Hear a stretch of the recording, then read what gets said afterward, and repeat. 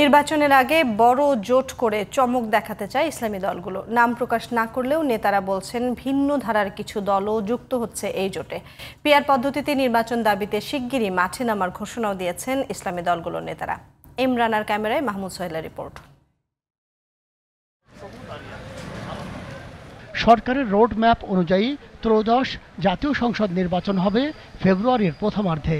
এরই মধ্যে নির্বাচন আয়োজনের প্রস্তুতি শুরু করেছে কমিশন। প্রকাশ করা হয়েছে হালনাগাদ খসড়া ভোটার তালিকা। নির্বাচনে বড় জোট করে চমক দেখাতে চাই ইসলামী দলগুলো।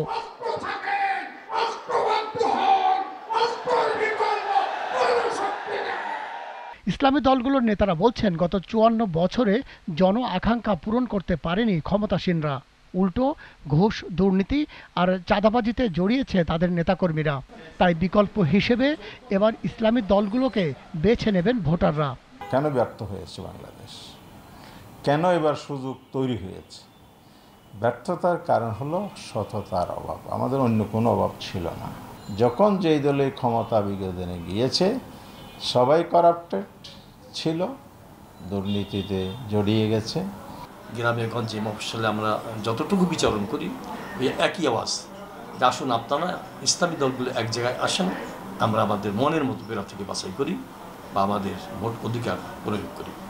মাসলাক, মাযহাব, ইখতিলাফ এটা যার যার জায়গায় থাকবে। শুধু আমরা বৃহত্তর একটা স্বার্থে আমরা সকলকেই আমরা এখানে নির্বাচনে সমঝোতায় আমরা আনার চেষ্টা করব।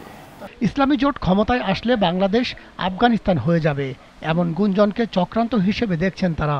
বলছেন, দুর্নীতিবাজরা চায় না ইসলামী আদর্শের কেউ ক্ষমতায় আসুক। এই আলেম সমাজ বিগত ১.৫ যুগ ধরে ১৫ বছর অধিক কাল যে পরিমাণ নির্যাতিত, অত্যাচারিত হয়েছে এটা ইতিহাসের সকল রেকর্ড ভঙ্গ করেছে। এই জায়গা থেকে নিজেদের মধ্যে একটা উপলব্ধি এসেছে, আমাদের এখন এক হওয়া ছাড়া বিকল্প নেই।